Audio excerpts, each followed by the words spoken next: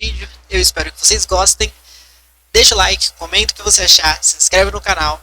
E pro vídeo de hoje a gente está indo para mais uma análise de Hexatomb, só que do episódio número 3, ok? Eu realmente espero que vocês estejam gostando disso daqui, né? Porque eu tenho me esforçado um pouquinho mais para poder trazer toda essa análise aqui e ainda tendo 2 vídeos no dia para vocês assistirem. Então vamos a alguns pontos que eu separei sobre o episódio 3 de Hexatomb. O primeiro ponto que eu separei é com relação às lápides. Eu achei que foi muito estranho o Celpt narrar aquelas lápides que todas nasceram em anos diferentes, só que morreram no mesmo, em 1966. Eu não acho que sejam de outros Hexatombs, até porque tinham muitas lápides para serem de outros Hexatombs. Eu acho, né? Porque se a gente for calcular, deixa eu ver, 5 equipes, não, pode sim ser de outro Hexatomb, né? Parando para pensar. Tinha umas 28 lápides. E são 5, sei lá, tipo 5 ou 6 equipes. Poderia até ser de outros Hexatombs. Mas eu não acharia isso. Eu acharia que poderia ou ser de pessoas da vila ou ser de notáveis que acabaram cometendo algum crime e foram colocados, foram enterrados distantes da vila. Porque se eu não me engano, existe alguma cultura do tipo que pessoas que cometeram crimes ou pessoas que fizeram algo que não é necessariamente bom, ou pessoas que foram banidas de locais assim, elas não eram enterradas em cemitérios dentro das cidades, elas eram enterradas fora da cidade porque eles não permitiam isso, tá ligado? Não iam permitir que um assassino fosse enterrado junto com outras pessoas que necessariamente fossem de bem.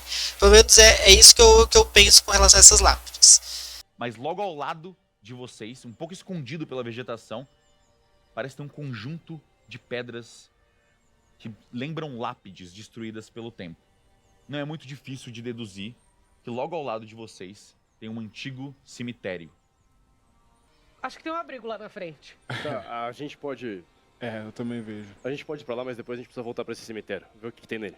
O cemitério tá literalmente ao lado de ele vocês. tá do lado O de cemitério vocês... tá no caminho. Eu acho que a gente pode Não, o só dar cemitério uma... tá logo atrás de vocês. Eu achei que ele tava mais longe. Vocês, tipo, saíram do lado. Vocês estão do lado do cemitério com o símbolo na frente. Tá. A casa tá relativamente a alguns minutos de caminhada de vocês. Eu olho... na realidade, eu acho que... Eu vou dar uma olhada agora. Eu vou com você. Eu vou também. Eu quero dar uma olhada. Eu vou também, então. Ok, Vamos vocês todo mundo junto. Tá, vão em direção ao cemitério? Dalma, você também? Todo mundo. Tá, vamos combinar de andar junto, então, e quando a gente encontrar esse tal desse sacrifício, a gente tenta proteger ele dentro do possível. Sim. É que a questão é... O que eu tava te falando, Jay. Um sacrifício é substituível. Nós não. Eu espero que seja substituível. É. Essa é a minha preocupação. Dá um teste de investigação com o intelecto, todo mundo. Ao chegar no cemitério. Vocês veem que são pelo menos umas 15, 20, talvez até 30 lápides, é difícil dizer. Mas tem várias lápides meio amontoadas na frente de vocês. 23. 23, ok. 23 é o suficiente, não precisa jogar todos, só um já era o suficiente. É 23 também, tirei. Vocês conseguem contar um total de 28 lápides, mas nenhuma delas parece ter nenhum nome. Comparando as datas, vocês percebem que boa parte delas tem um ano específico. 1966. Ninguém enterrado aqui morreu depois desse ano. Eu quero dar uma olhada num túmulo. No quê? Quero dar uma olhada num túmulo. Isso que vocês conseguiram tirar. Tá. Isso já é vocês olhando os túmulos. Não tem nenhum Ah, tá. nome? Nenhuma delas tem nome. Todas nasceram em anos diferentes e Nasceram morreram em anos 66. diferentes e morreram em 66. Tá. Tem uma média de idade que essas pessoas morreram, que elas tinham? Diversas. Pessoas, nenhuma criança, mas todas jovens, adolescentes, adultos, muito idosos, uma boa variação de idade. Eu quero... Pode falar. Sabe o que é estranho? Essas pessoas foram enterradas ou deixadas próximo desse símbolo. Será que são é do lado do símbolo da equipe vencedora desse ano? Será que são sacrifícios? Segundo ponto que eu separei é sobre o Serafim Vermelho, gente. Eu acho muito estranho a forma com que ele é retratado e acho muito estranho que nenhum dos personagens se parece com o Serafim Vermelho, a menos que o sacrifício do de um dos grupos seja o sacrifício, tipo assim, sei lá. A menos que o sacrifício de alguém, né, tipo, de um dos outros grupos, seja alguém que sei lá, que tipo, que igual o Henry, tá ligado? Que tipo assim, que era um receptáculo do diabo e acabou se tornando o sacrifício, né?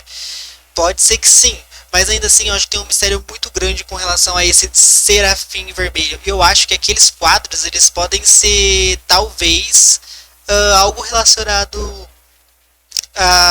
tipo assim, uma espionagem do Serafim. Talvez o Serafim possa até observar os outros players por meio daqueles quadros e descobrir o que eles estão fazendo, muito semelhante ao ritual que o labirinto tem, ok? É uma teoria, né, tipo, que poderia ser muito bem plausível, dado todas as circunstâncias que se passa o Hexatomb, ok? O outro ponto que eu separei é que talvez exista uma certa pegadinha de leitura com relação às regras do Hexatomb, e isso também explicaria algo com relação ao Giovanni, né?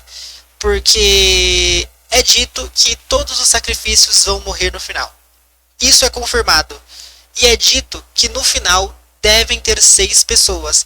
Então, se tem que ter 6 pessoas no final, mas o sacrifício vai morrer, então tem que ter 7 pessoas, né? Porque o sacrifício não vai contar, porque o sacrifício vai morrer. Se o sacrifício tem que morrer, tem que ter 7 pessoas. Aí faria sentido, por exemplo, o Giovanni já ter uma vaga garantida na equipe que sobrasse. Entendeu agora? E pelo menos eu acho que, tipo assim, que faria sentido, tá ligado? Mas ao mesmo tempo eu penso que talvez não, por causa do pombo, tá ligado? Porque não faria sentido por causa dele, tá ligado? A menos que talvez ele se torne novo membro da equipe dos assassinos. Entende? A gente ainda não sabe o que vai acontecer aí.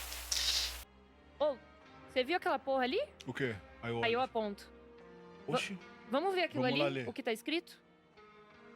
Vocês caminham juntos em direção a essa parede e você consegue ler Peraí. pela própria TVzinha. Eu vou ler do ladinho aqui, que é melhor Boa. pra mim. Ou se quiser botar aqui na TV também, produção, acho que pode ser até mais fácil pra ela, né? Se desse, Acho que é seria melhor show. ali, na real. Tem a parede ver. tá muito suja, tu consegue ler? Os Calma aí, sacrifícios tô, são tô, marcados. tô forçando A o parede olho. tá suja e... O que é um estigma? Aí. Tá, O que vai ter um estigma? os sacrifícios são marcados pelos estigmas da coroa de espinhos. A coroa de espinhos que a garota falou. Deve morrer um sacrifício por noite. Sexta-noite sendo banhada pela lua de sangue. Apenas 6 podem realizar o sacrifício final. Ninguém elegido como sacrifício sobreviveria ao final do 6º dia. Sobreviverá. Tem um Pera, acento ali. Ninguém elegido pelo sacrifício sobreviverá? Como assim? Também não entendi. O quê? Quem que escreveu isso? Aquele que... Aqueles... O festival. A gente vê que essa cidade, ela meio que ela morreu e acabou durante esse festival que aconteceu. Esse festival que cultuava de forma frenética e de forma meio que estranha o Serafim Vermelho, como uma cultura, como uma criatura religiosa, a gente vê quadros do Serafim, e não só do Serafim, a gente também vê quadros de padres com o símbolo do sangue, tá ligado? Então, tipo assim, isso é muito mais profundo do que o Serafim. O Serafim talvez seja a figura religiosa, mas ainda assim tem os outros membros cultuantes, sabe? Os outros membros do clero da igreja ali, tá ligado? Da igreja do sangue. Eu acho que isso vai ser muito apresentado nos próximos episódios, que vai ser muito interessante pra gente, talvez, a gente ver, sei lá, algo religioso relacionado a um culto do sangue, e não ao invés, tipo assim, diferente do que a gente pensaria, por exemplo, diferente da seita das máscaras, diferente do pessoal do anfitrião, né, dos organizadores do anfitrião, diferente deles, os representantes da seita, os representantes do sangue talvez fossem um culto religioso, tá ligado? Isso seria bem interessante da gente ver. O circo. lá em Calamidade, a gente viu muita menção ao Circo do Diabo, né? O Circo do Diabo dos irmãos Davo. Para quem não se lembra, Damir e Boris são os irmãos Davo, só que, tipo assim, eles são filhos de um dos irmãos Davo. Para quem não se lembra, foi muito retratado a cena em que um homem ele liga pra polícia dizendo que o diabo passou na porta dele com uma criança, né? E tava passeando por ali, indo e voltando, e ele tirou foto e postou no Facebook e os agentes foram investigar. Eu acho, na verdade, que ele nem ligou pra polícia, né? Eu acho que ele postou no Facebook e aí ativou o apito na ordem com relação ao Chris, né? Que é a IA que o Kaiser criou lá em Desconjuração. Principalmente apitou no Chris, porque naquela época de Calamidade, foi meio que os registros bateram com uma área onde o Arnaldo Fitz já havia passado anteriormente, resolvido um caso e meio que, tipo assim, resolvido alguma coisa por ali. Beleza. Ao mesmo tempo que, tipo assim, eu não sei se realmente é o circo dos irmãos Davo, por um único motivo. Se for o circo dos irmãos Davo, bate com a época, porém, eu acredito que se passaria talvez até antes do momento em que, tipo assim, se passou em Calamidade, né? Eles estiveram aqui antes de meio que participar do, tipo assim, meio que passar com o circo para o local onde eles estiveram em Calamidade.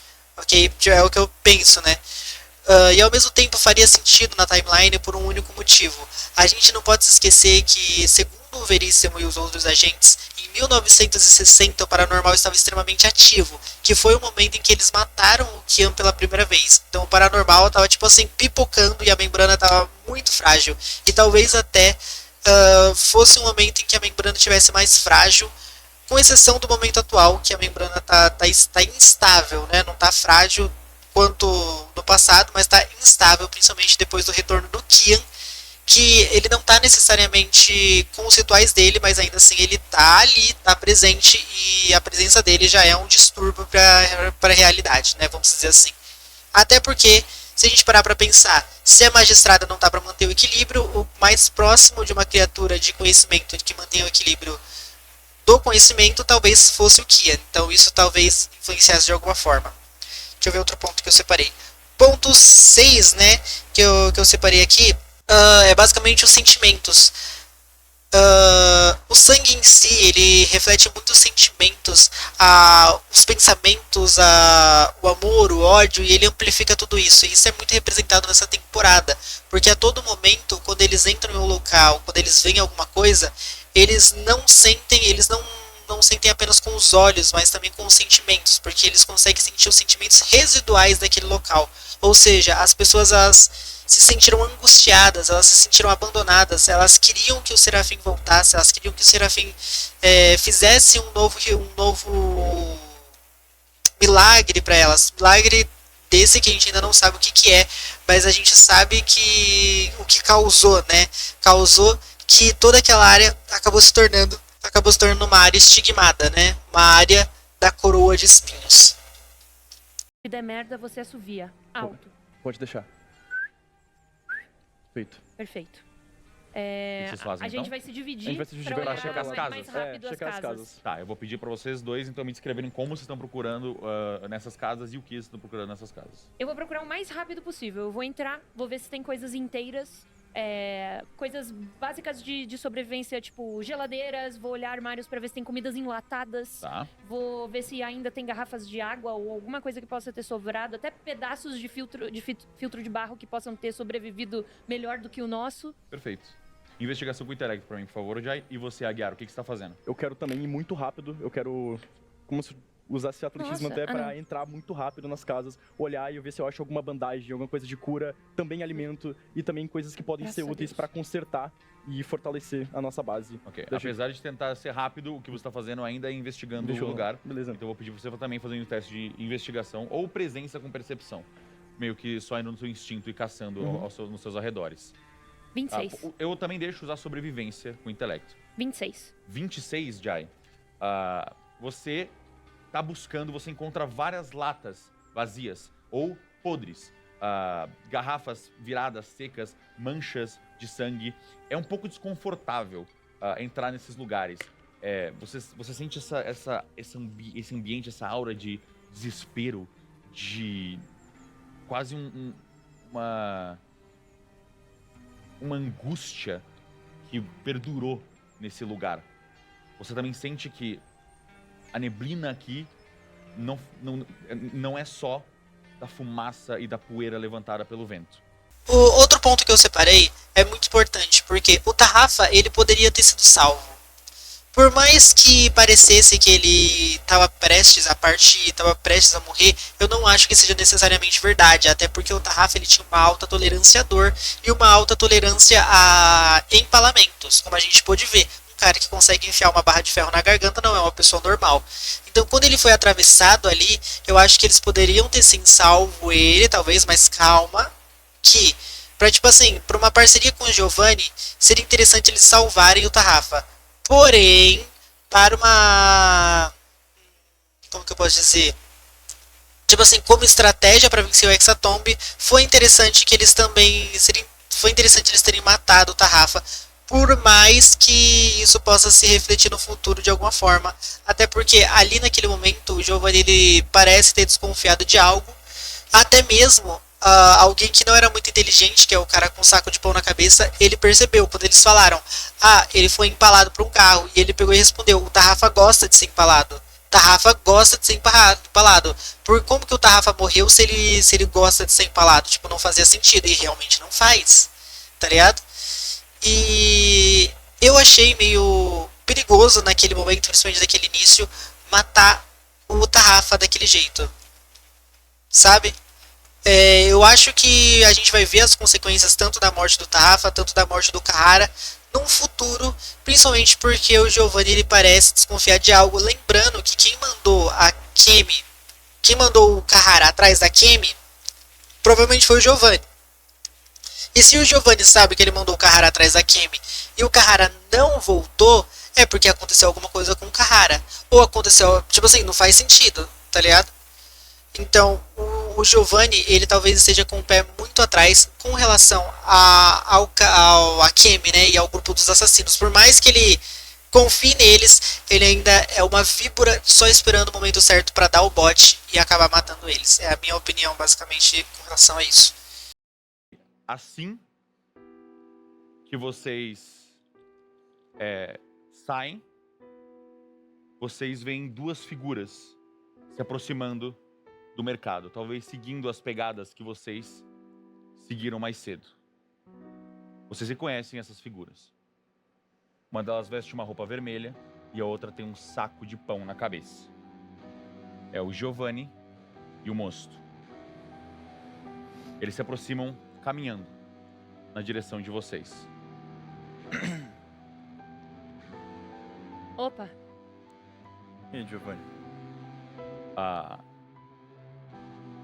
Vocês veem que o Mosto ele toma a frente do Giovanni. Tarrafa! Cadê Tarrafa? o Tarrafa foi empalado por um cara numa moto. Tarrafa, gostar? A gente também gostava sinto do muito. Tarrafa. Cadê Tarrafa? Tarrafa, gostar, empalado. Eu sinto muito, cara. Tarrafa, gostar, barra. Ele Cadê? ele tá dentro do mercado. Mas ele não tá do jeito que vocês esperam ver ele. Você vê o Mosto, ele passa por vocês. Tarrafa! Ah! Tarrafa! Ele se ajoelha e começa a chorar. Ele começa a tentar juntar os pedaços derretidos de Tarrafa, juntar num pedaço de carne. Cai de novo. Tarrafa! Tarrafa! Tarrafa! Ele puxa uma chave. Tarrafa! Chave! Tarrafa, chave! O Giovanni, ele olha pra aquilo e ele olha pra vocês. Eu pedi pra vocês fazerem um teste de intuição. Por favor, com presença. Vocês dois só, o Henry não. 12. Peraí.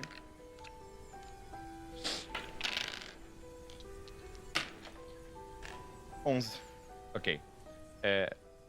Ele olha pra vocês, ele olha pro moço lá dentro, ele volta pra vocês. Ele não parece estar numa postura agressiva. Ele olha pra você. Ele fica um tempo te encarando. Parece que vocês encontraram o sacrifício de vocês. A gente conhece ele é de outra equipe. Ah, eu tava pra perguntar se ele era da nossa equipe. Não. Giovanni, tem uns caras que tem carro aqui. Eu imaginei. Foram eles que mataram o Tarrafa. E eles parecem muito fortes. Muito mesmo. Parece que o meu colega encontrou uma das outras equipes mesmo. Ou melhor, parece que ele foi encontrado. O Hexatomb realmente começou. Ele olha pra mão assim. A velocidade de transformação das criaturas. A gente sabe de uma coisa muito interessante, né? Quanto maior for o nível de exposição paranormal na área, quanto for mais fina a membrana do local, mais rápido as criaturas elas se transformam. E dentro da coroa de espinhos, dentro do Hexatomb, essa membrana frágil, ela é quase... Tipo assim, essa membrana, né, que protege o paranormal é quase inexistente, se não for inexistente, né? O que faz com que todas as criaturas que morrem ali, elas talvez se tornem instantaneamente uma criatura paranormal, um monstro ou algo assim, né? E eu quero muito ver como isso vai ser retratado nos próximos episódios. Do capuz. Ok. Não, eu tô bem, mas eu vou levar o meu brinquedinho. Tá bem. Não acho que vai fazer mal. Você acha, Guiar? Eu imito o símbolo e olho pra Jai. Para de fazer isso. Preciso fazer essa porra aqui. Vai que invoca alguma coisa. Só se a gente encontrar um fanático. Aí a gente finge que a gente é fanático também por esse negócio. Boa ideia. Fanático? Tem umas pessoas louvando essas figuras das paredes. Exato. Ou sei lá. Ou já louvaram em algum momento. Ok. Mas, só vamos voltando, tá? Vem com a gente, hein? Claro, só me guia. Tá. Vocês saem então. Tem mais alguma escada, um andar nessa casa, nesse mercado público, na Assim verdade? que vocês dois saem, quem saiu primeiro? Uma criatura vermelha repleta de espinhos aparece na frente de vocês. Caralho! Aqui Vocês reconhecem uma barra de ferro enfiada passando da boca pra trás e o peito dele parece aberto. O Tarrafa virou bicho. Eu vou pedir pra vocês darem iniciativa e como a Jai tá na frente, ela vai tomar um ataque desprevenida. Sabia que tava na frente, mas agora tomou. Que lindo. Ou como que isso vai ser feito. Lembrando que o primeiro sacrifício foi feito e o primeiro estigma foi lançado. Quem comer 3 comidas e beber 3 águas vai ganhar um bônus. É basicamente isso que entrou na cabeça deles. Perfeito. O labirinto pode ser um cientista, gente. O labirinto, ele sabe tem muitos conhecimentos científicos de como você consegue sobreviver, de como você consegue... você decanta a água assim, você faz isso, você deixa a água descansar, a água evapora, e ele tem conhecimentos muito específicos, além de ser treinado em ocultismo, medicina e ciências. Então, para um ocultista, eu acho que são especialidades muito específicas que talvez mostrem a realidade de quem é o labirinto, de quem está no corpo do labirinto, que talvez seja um cientista, né? E quem seria esse cientista a gente não faz ideia, mas seria muito interessante como um personagem novo a gente vê aí alguém, tipo um novo agente aí com mais especialidades, certo? Que eu até comentei, né, durante o react, eu falei, nossa, muito interessante, um ocultista médico, e era realmente o labirinto é um ocultista médico. Eu vou comentar algo que eu não coloquei na lista, que eu senti que falta cura para os personagens, tá? Porque para uma temporada onde todos os personagens têm muita vida, onde todos os personagens precisam sobreviver, eu acho que falta alguma forma deles se curarem. por mais que o labirinto seja médico, a cura dele ela é muito baixa. E por, tipo assim, é um D4 de medicina e um D6 das bandagens. Só que o labirinto ele já tentou utilizar, por exemplo, mestre, eu quero utilizar medicina para aumentar a cura da bandagem e o Celpt não deixou. Sendo que poderia muito bem ele pegar e falar assim, você vai utilizar medicina? Tudo bem, se você, por exemplo, tirar de 20 pra cima, você cura um D6 mais um D4 mais um, tá ligado? Ou então se você tirar, sei lá, tipo, cara, porque, pelo menos 9 de vida, tá ligado? Eu curaria de um personagem se a gente jogasse assim. Seria, tipo, muito mais fácil de recuperar a vida deles. Só que ao mesmo tempo eu sinto que o Celpt ele tá fazendo isso de propósito para que haja uma rotação nos grupos e talvez os grupos meio que se unam, tá ligado? No final do Hexatomb.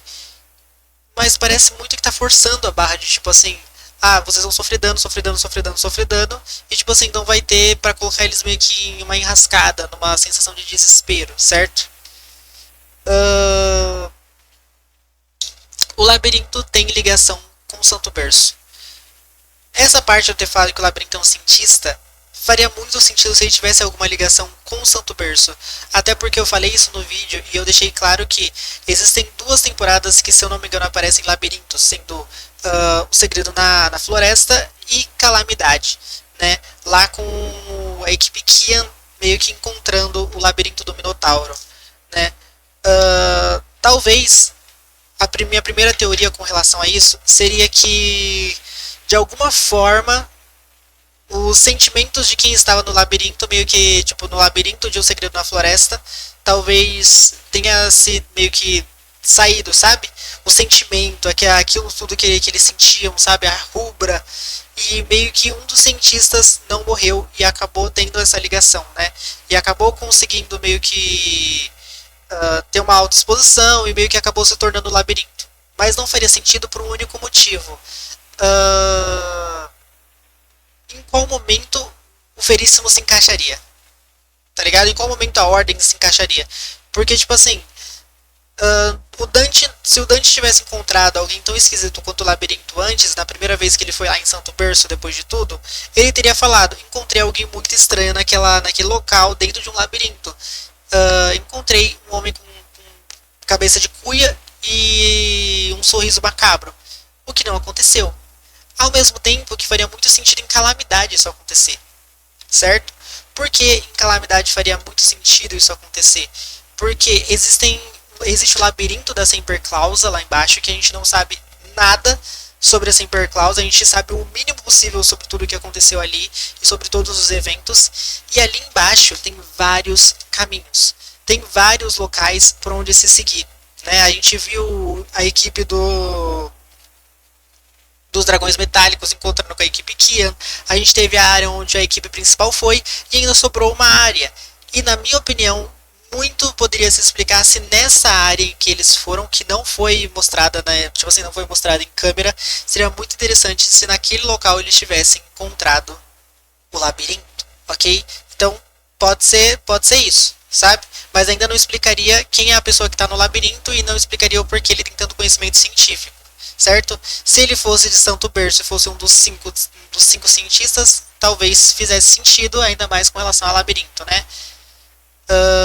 Mas eu acho que com relação a Santo Berço não faria tanto sentido, pelo labirinto parecer ter uma conexão muito maior com rubra e com sangue. Talvez fizesse realmente mais sentido a parte de Calamidade, né? Próximo ponto que eu separei é sobre o Henry e até mesmo sobre talvez os outros receptáculos. Receptáculos, como você quiser chamar, não me importa. Basicamente, todos eles tiveram uma certa ligação com o parasita que é o diabo. Por quê? Porque ele entra e sai do corpo deles a hora que quer e se quer. Talvez porque ele não consiga ficar muito tempo dentro de um receptáculo como o deles. Ou talvez existe a possibilidade dele querer estar em vários locais ao mesmo tempo. Só que não faz sentido pra mim essa teoria dele talvez querer estar em vários locais ao mesmo tempo, porque ele já poderia fazer isso com os portais. Então eu acho que o que talvez fizesse mais sentido é se ele não pudesse ficar dentro desses receptáculos por muito tempo, e por isso ele tentasse, tipo assim, variar entre vários para poder conseguir meio que ficar mais tempo dentro dos corpos. E aí, meio que talvez isso faça uma alusão com os pactos, né? Talvez ele tenha oferecido vários pactos para várias pessoas e essas pessoas meio que algumas dessas pessoas se tornariam basicamente seus receptáculos. Uma dessas pessoas é o Henry, que foi muito usado em Desconjuração pelo Kian e não queria mais ser usado. E aí ele fez esse pacto, né? Aceitou ser basicamente uma casca, ser um receptáculo para ele, desde que ele não fosse mais usado. E basicamente no fim das contas ele se sentiu muito usado, porque ele vai e vem quando quer, na hora que quer e se quer, né? É basicamente isso.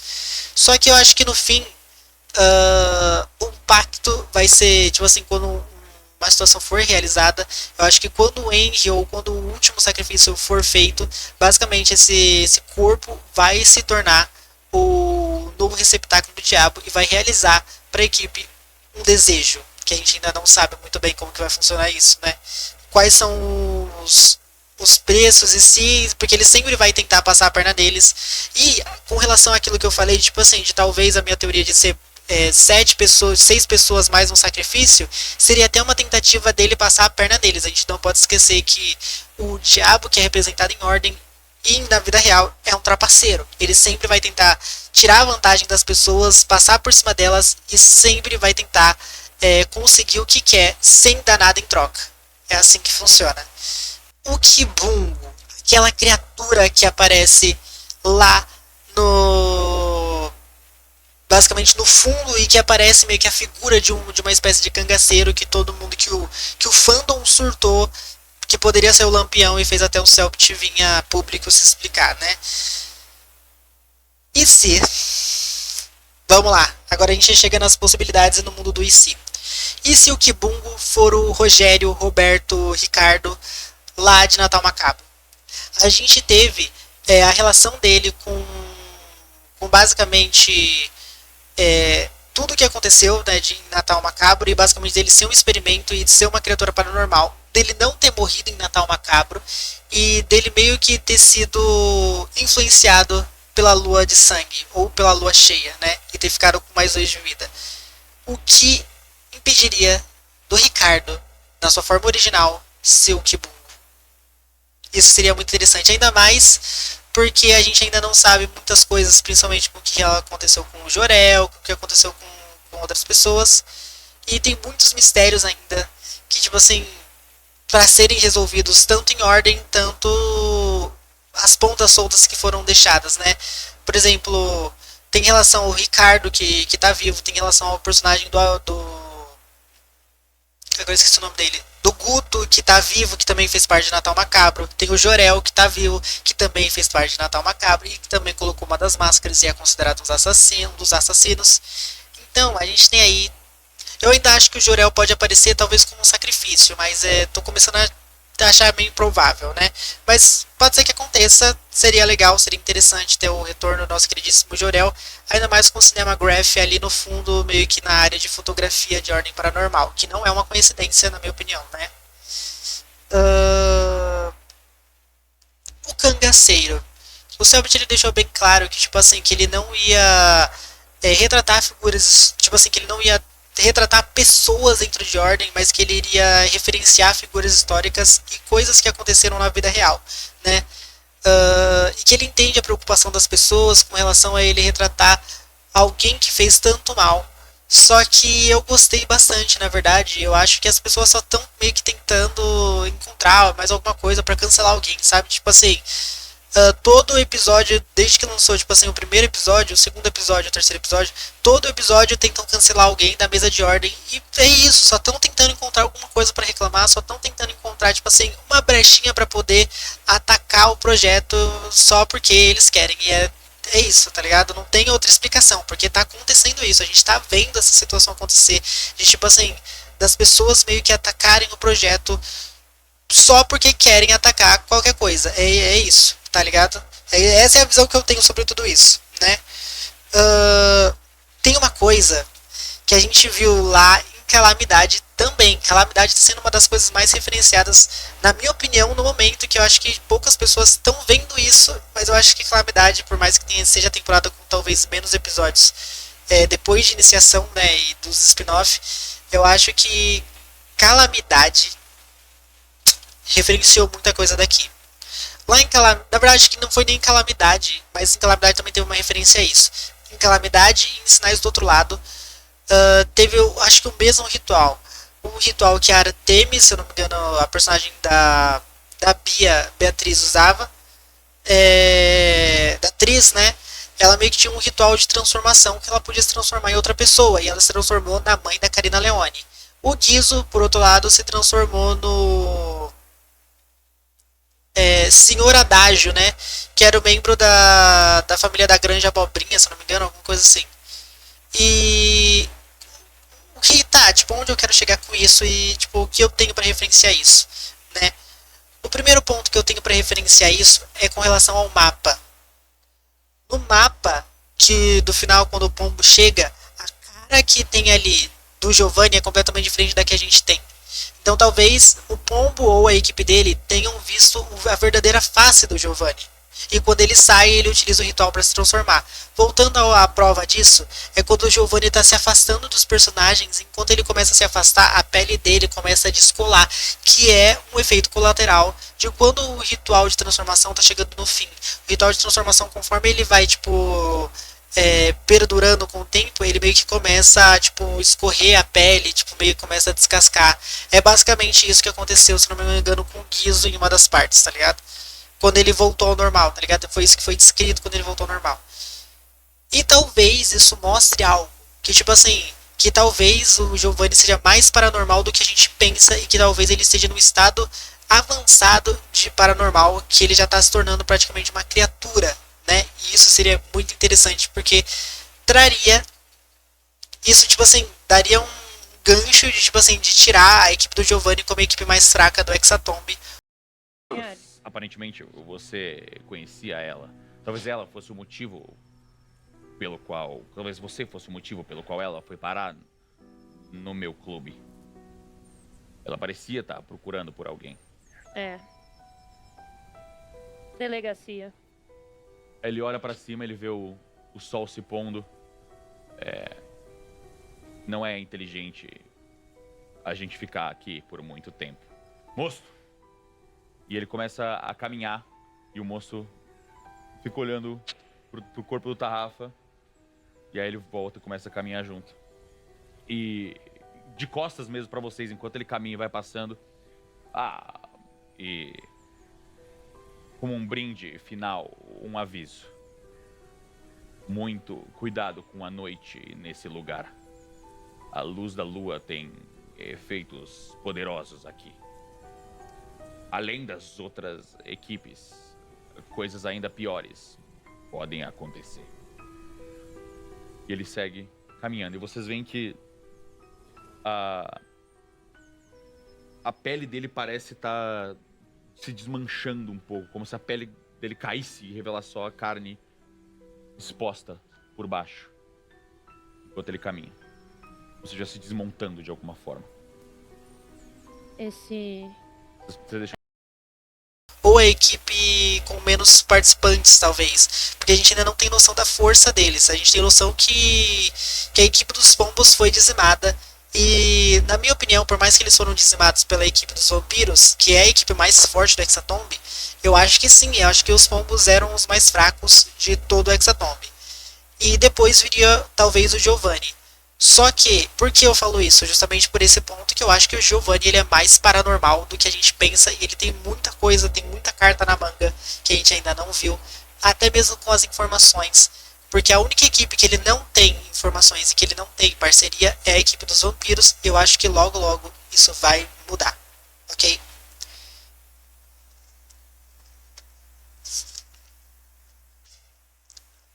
Décimo sexto ponto a se retratar aqui. O pombo não é inocente, tá? Eu acho que sim, o pombo ele talvez tenha uma grande afinidade com conhecimento e que talvez o pombo ele seja assim, tenha alguma coisa paranormal nele.